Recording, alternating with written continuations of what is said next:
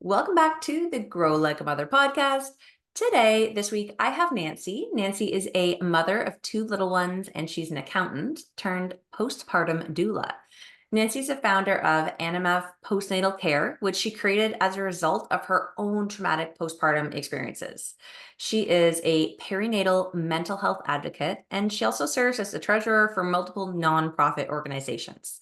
In short, she's a really busy lady. And what she's determined to do is support new moms and families to help really fill that gap in postpartum care in Canada. So we are both Canadian gals. We are both in Ontario, actually. And I'm so happy to know you and to know about this project. Welcome to the podcast. Thanks so much, Jill. I'm so happy to be here. And full disclosure, this is my first time being a guest on a podcast, so it's a big deal for me to be here. So we can definitely celebrate that. I'm looking forward to sharing a bit about me and my journey and about my business, all the things. So we Okay. can dive right in. You are in good hands. We're going to have a fun time. And it's always really fun to pop that cherry for podcasts, which is always good. So, yes, we are all celebrating with you. I'm so eager to hear. I know that you and I have had conversations already where you shared with me a bit of your journey and what it looked like for you postpartum, and where it was really clear that things aren't as good as they could be with healthcare. And I think that, as moms, we know this. No matter where you're listening in the world, whether you're in Ontario or not, healthcare is not focused on what happens after the birth, right? And so walk us through your journey a little bit of what was your experience like, and where were the gaps that you noticed? Sure. So I have two kids, as you mentioned. My daughter is 3.5 and starting kindergarten this year, so that's big for us. And then my son just turned 1 a few months ago. So with my first being born during the pandemic, I mean, obviously a lot of the issues we faced could be attributed to that. So gaps wise, obviously isolation was huge. And I'm sure a lot of the mothers listening and can relate to that in terms of being alone during pregnancy, during my mat leave, not being able to take my baby outside to mom and baby classes and all of those things. It was really a challenging time. More specifically, for my actual birth, I labored in triage for several hours because they didn't have rooms available. So that was, nowhere near what I had planned for myself. I was hoping to have a natural birth. I had done a hypnobirthing course. I didn't want an epidural, but the whole hospital experience was just like horrible, honestly. And I had a rough time, like even from the start. I felt like I had failed. And we're already getting into the details of my story. And, I have no issues with that, but it is unfortunately not a very happy story. Thankfully, me and my daughter, are obviously very healthy and fine. So there is definitely a happy ending. And we'll get into my inspiration for starting my business. But the beginning of my motherhood journey was definitely fairly dark. I was hospitalized, so I'll share a bit more about that. I experienced postpartum psychosis. So a lot of people may not even know what that is, but it is a perinatal mental health disorder. For me, I believe the primary factor was sleep deprivation. By the time I ended up in the ER, I hadn't slept for almost 7 days, like next to nothing, no amount of sleep. And like that's a very long time to not sleep. And so I was hospitalized just 5 days after giving birth. Um, and I was admitted like to a psychiatric ward, which I hope like none of you have experienced being in. It's not a very fun place. Um, so yeah, like that was my experience. And because of COVID, like my daughter couldn't come into the hospital to be with me. So I lost my milk supply. I didn't have much support to pump or do anything. I wasn't even able to, honestly, but um I was hoping to exclusively breastfeed, like that was taken away from me, and I had guilt about that for several months.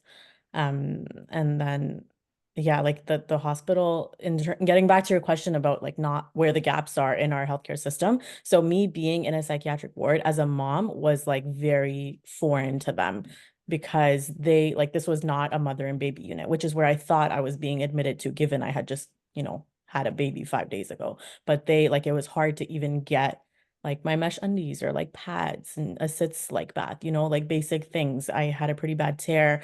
No one was even like helping me get out of bed. So one of the good things about that was that it helped speed up my recovery, just, not even by choice, but because I had to like go around by myself. And, my husband had thought that he'd be allowed to stay with me. He couldn't stay. So it was just like an absolutely horrible experience and super traumatic, as you can imagine, for me and my family. I actually recently put up my story privately on YouTube, but if you visit my website, there is a link there and you can go take a look at it in more detail. Yeah, it's super inspiring in the sense to see where you are now, but shocking. Like it's a shocking story. I had never heard of postpartum psychosis before. I didn't realize that that was something that happened, Neither had or I. that could happen, right? Yeah.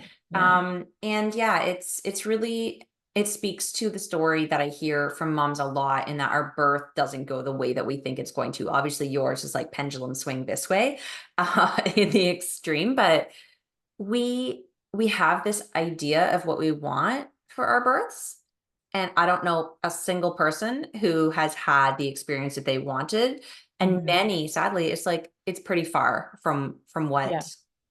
what they would like to have for themselves, and sometimes that's just because it's not even available. So this is what I love about what you're doing. So can you share with us a little bit about what you're bringing to the world in terms of postnatal care, perinatal care, and how you're supporting moms, and then yeah, let's just dive into all the details. For sure. Sounds good. So obviously, after experiencing all of those things, even when I was going through it, like I hadn't even recovered yet. I was on medication for like a number of months, but I knew as I was going through it that I couldn't like let this happen to other women. Like I knew I had to do something about it at some point. Um, the timing was not right then. I had to focus on my own recovery. I wanted to have another child after, and that's because I'm an only child. Otherwise, I would never have had another kid. But yeah, like I knew I had to do something, but I went back to work. I had another child. And then on my second mat leave last year is when I really started thinking about this more and what exactly I wanted to do. So initially, the idea came to me back in November last year. I was at a conference full of women entrepreneurs, and shout out to Mamas and Co for giving me that wonderful community. But they really just inspired me to think more through it. And I left that day like knowing exactly what I wanted to do. I wanted to open a postnatal care center, which would like provide that space for women and their spouses, partners, and baby to basically stay and have more time to rest and recover, and like not just 24 hours and you're out, it's nuts for like a normal birth, um, or a vaginal birth. So honestly, like I worked on this idea. I thought it through it for a couple of months, but I realized like affordability and accessibility is like a huge priority for me. I know some of these postpartum centers, retreats like exist already. They're popular in other countries, and now in Canada as well, they have started appearing, but they're fully private and they cost a shit ton. Pardon my language. And like the average person cannot, afford that service. So how many people can we help that way, right? So I'm trying to work with the government and the healthcare system to see if there are ways that I can get like partial subsidies or some avenue of making it more affordable. And obviously like insurance providers is another way, and all these things. So it is very early stages, but this is what I'm working on in one aspect of my business. Then Mhm. obviously realizing how long that's going to take, and especially if it involves the government, I decided instead to start with in-home care services, because that's something I can do more immediately and start supporting families right away. So that's what I started working on, honestly, only in March. And I'm like so happy to share. And this is like you getting to know a bit about me as a person in terms of the speed that I operate at. I am so happy to share that I like hired a team of doulas and lactation consultants. In July, I hired 8, and we're I'm speaking with three more, so very exciting stuff. And so this team is going to be basically providing services to families in their homes all across the GTA. So to share a bit more detail, postpartum doula, if you don't know, they're specifically trained to support new mothers and newborns during that postpartum period, and they can work during the day, during the night, help with infant care, help with emotional support for the mother, tidying up around the house, all of the things. So they're basically like an extra set of hands and ears and all of that. So I had doulas myself the second time around, so I'm a huge advocate. I should also mention that I trained myself and I'm a postpartum doula as well. Just because that was part of me, like, starting to work on the business. And then the lactation consultants, like, breastfeeding, if you're not a mom, it seems like such a natural experience and concept, but in reality, far from the truth for many. Yeah. So that's why we also have lactation consultants on our team. And we officially launched our services not even 2 weeks ago, on my birthday on August 1st. So I'm Yay. super excited about the timing of our conversation. Yes, exactly. I think this is so amazing for so many reasons. Obviously, you've got the big dream, you know what's coming, you have the vision, and you're making strides towards that. And even though that's going to take a long time, you're not letting that discourage you or stop you or slow you down. You found a way in the meantime to still get that help to moms. Honestly, I had no idea that like a doula after, I didn't even realize what a doula was for like a birth doula, first of Right. all, let alone knowing that there could be help afterwards. Like in my home, that's incredible. I remember I struggled a lot with breastfeeding and I had to go and find lactation consultants. And like I had C-section, I couldn't drive. I had to find people to drive me to go in like these public areas. It was embarrassing. It was stressful. It was difficult and disheartening. And it was, if I had known that someone could have come to my home to help me with that, or like, especially first time mamas, we don't know anything. Like, what a supportive service to be able to offer. And kudos to you for pulling it together so quickly. I know that we worked together on some time management stuff, and I'm like, this girl is on fire. Like, she is going for it. The pace that she can work is so fast. Like, did we also mention that you're still working full time? Yeah, Like, we are we did. I just was just thinking that we did not mention that. bring that into the mix? Talk about that experience. Like, what is it like to be a Yeah. mom of two littles, building a really big business and working full time while you're doing it? Uh, this is this is the part that I don't even know what to say about. So yeah, I'm an accountant. I've been practicing as a CPA in the GTA for over 10 years now. And after having children and after going through my experiences, I was obviously very passionate about ending up to where I am today with Anamav. But it's yeah, it's a lot. And I'm sure like if there are other entrepreneurs listening, like, it's financially, like we have to support our families, we have to do all of those things. So I'm so thankful at least that I have the flexibility of doing both. And my employer, has been supportive. I was very open about it from the beginning. So I am working 3 days a week. That's one of the ways that I'm managing, Good. instead of 5. So I was on, mat leave myself not too long ago. I went back to my job in May. And before I went back, before I launched my website and put everything out into the world, I went and spoke to my employer and told them, like, I'm starting this business. I feel very passionate about it. I hope that you understand and can allow me some flexibility. So that has been one of the ways I'm managing by not working 5 days a week. Secondly, I have a very supportive spouse and family. So my husband has been great in supporting me, like wanting to pursue this passion and starting Anamav. And he helps a lot. And I shouldn't use the word helps. Like I'm very aware of the fact that, we are equal partners. So he takes care of his own children and his own house as well. But he's wonderful. We're celebrating our 5-year anniversary this year. So I got pregnant right away, by accident, I will say very openly. So that was another part of my journey, was that it was like, early and unexpected, being pregnant with my first. But yeah, I don't know, like I'm just working after bedtime. I'm working whenever I can. Obviously, I have a lot of guilt around not spending as much time with my kids as I could, but I try to tell myself that that's, the stage of life that I'm at, and my business is not always going to be new, and I'm not always going to be, hopefully doing two jobs. So yeah, it's a lot. I try not to think about everything at the same time. Yeah. Well, thank you for that really honest, like, account of what it looks like in real life, because I see a lot of people online who are doing a lot and they don't talk about what it actually looks like in their real life. Like the fact that you're working a modified work schedule, the fact that you have support in the home, right? The fact that you are making these hard decisions and living with the guilt. And like, it's not like I always teach people, yeah, you can have everything that you want, but it's not necessarily going to look the way that you want. And it's not necessarily going to be easy. It doesn't mean you can't do it.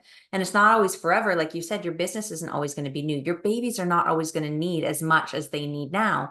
But when you're in it, it's hard. So well done to you, because I know exactly where you are. I have been there, and coming out the other side, I can tell you, yeah, it gets better. It does, but it's hard. Yeah, for sure. So I love that in the midst of all of this, you're supporting the other moms who are coming up behind you. Yeah. I also am obviously, like, having gone through what I did, I am very aware of my own like mental health and state, and when I need breaks and all of that. So I definitely keep that like at the forefront and ask for help, which I encourage, others to do all the time as well, especially new mothers. And I also take breaks when we need to. Like, my husband also works very hard. He's also an accountant, by the way. We met at work. But yeah, like, he's up there at his firm, and we both work a lot. And like, obviously that's also like, on the personal front, that's like one of the things that attracted us towards each other, right? Like, our ambition and our drive. So we support each other in all the craziness. But we also take breaks. So I will share, we're planning to go away for a few days at the end of this week, without the kids. So wish Mm, me luck. that is beautiful. That's so great that you guys are going to do that. I think that will be so supportive. Yeah. Just to have a little bit of a change in scene, right? And sometimes that's what it is. Like Mhm. your self-care, sometimes I can imagine your self-care right now looks like setting boundaries and taking breaks. Like that's pretty much all we can get in Yeah. terms of self-care. But having an opportunity just to duck away for a couple days or a day or an afternoon, like whatever it is, and have and know that you can step away and still come back. Like nothing's going to fall apart during that time. Yeah. I Like, want obviously to, I'm not strong enough to not take my laptop with me, but well, sure. I mean, life, right? yeah. Yeah. If I recall on the Supermom quiz, you were a high performer, which is going to surprise nobody, obviously. Yeah. So yes, laptop on vacation is one of those. Trademark, yeah. Workaholic type of ambitious woman that I love so very much, because I'm that type too. I was pretty tied on the quiz. I remember, like, I was like, everything was like, up there. So I think it Hmm. was also super giver, or one of those. I don't Oh, the remember. selfless Yeah. giver. Yeah, Yeah. selfless giver. Yes. Which makes sense going into this type of work. You're the type of person who has a lot of compassion and a lot of service. Like you're heart driven and you're service oriented, and you want to create something better for the moms and than exists. And so, actually, do you want to talk to us a little bit about any other pieces of inspiration that have really driven you to this goal, that keep you like your why, like it keeps you going even when it's really hard and busy? Hmm. I mean, obviously, like, knowing that I'm okay now. I haven't even really given this much thought, because it's like, it's just is, and it's just there. But like, knowing that I was able to recover and be at the place that I am today, that I could go back to being a fully functioning, like, independent Yeah. person, and myself, more importantly, like, feeling like myself, right? And being able to fully take care of my family and fully like do my job and follow like my career. The fact that I'm here and able to do all of these things is like inspiration enough for me, and hopefully others, because if you like hear my story in detail, it's it's like almost as if it's out of a movie. You know what I mean? Like it's like at that moment when I was in it, I still have some thoughts. Obviously, some areas are blurry, but like some moments are very like vivid still in my memory. But when I was in it, like I didn't even know if I was gonna live. You know, like there was moments where, so to give you an example, and I mentioned this multiple times, like my intention is not to scare anyone if someone is pregnant and like, you know, has not heard of a perinatal mental health or mood and anxiety disorder. And I don't mean to scare anyone, but I wish like I had known that this was even in the realm of possibilities, you know, when I was pregnant and perfectly healthy. So one of the examples, like I remember my blood pressure machine could not, like I was borrowing my dad's because I had hypertension, and like my machine couldn't even read my blood pressure or my pulse, and it was showing like over 200 both times, and I thought I was going to literally go into like cardiac arrest. So it was like I didn't even know if I was going to survive what I was going through, right? And even when I mentioned in my story, like I was at the hospital and I didn't even know if what I was experiencing was real or if it was a dream or if I was dead. Like I had no idea. I had fully lost touch with reality. And the fact that I was able to go through that and then move past it, recover, and be able to raise two children, like, you know, two thankfully like happy and healthy children, and then start a business on top of my job. Like it's so much that I just feel like my experience has given me so much inspiration and strength to do all of these things that I hope, like I've also mentioned this in the past, that I really hope that in like 5 or 10 years from now, I'm thankful for having this experience, even how regardless of how shitty it was, because if I'm able to support all these people, like I may not have done that or chosen to do that if I had had like a perfectly normal experience, right? Like what motivation would I have had? So Absolutely. Absolutely. And I do want to just expand on the let's not scare anyone. You had a second child and everything went yes. much better with the second pregnancy and postpartum experience with that kid. I So, had doulas at my house for a month. Full disclosure. That's how because I knew like how much at night, like I knew I needed to protect my sleep at all costs. yeah.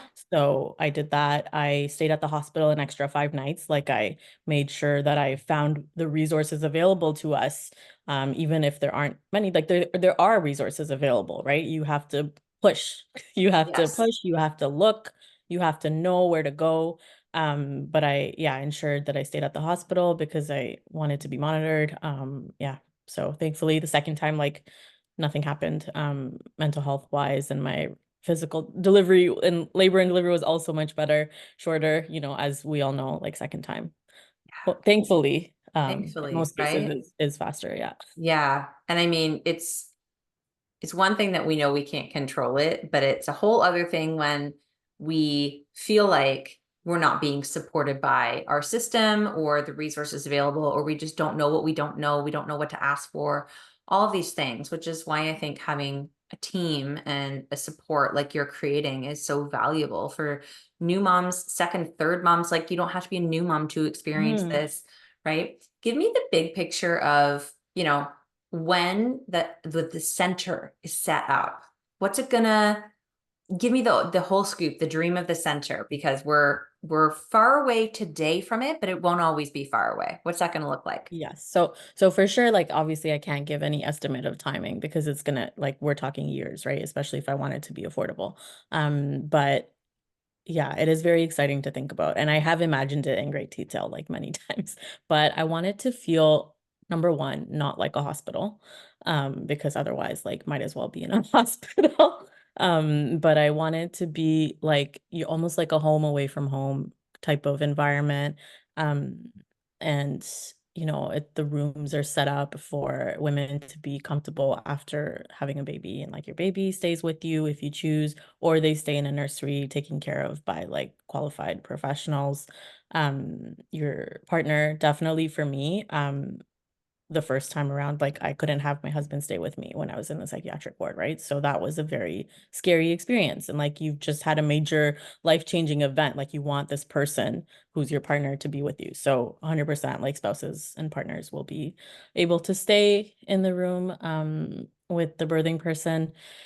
And I want there to be like an outdoor space or component just so you can get like a breath of fresh air and not feel too like trapped. Maybe eat outside, like I don't know, go for a little walk.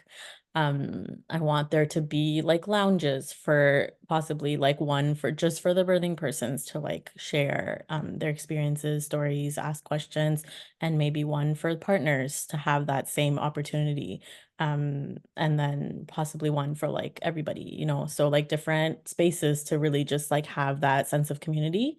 For sure, like meals is going to be a big part of it so that you have like nothing to worry about.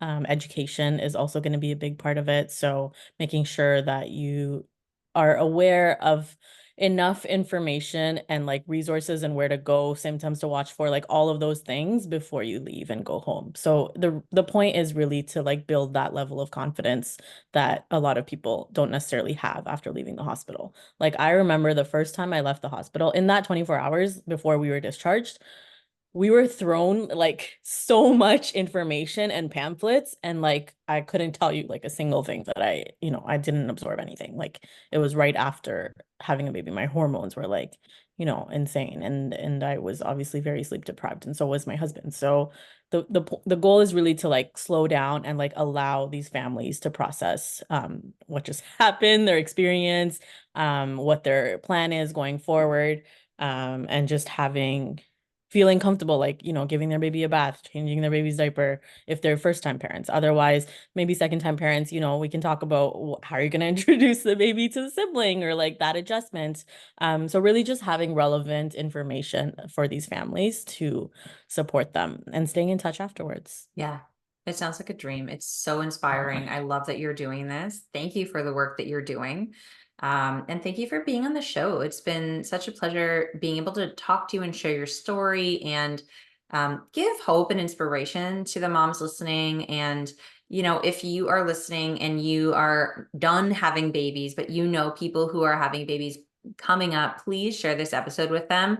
I have a sister-in-law who's due in October, so I will absolutely be sharing this with her.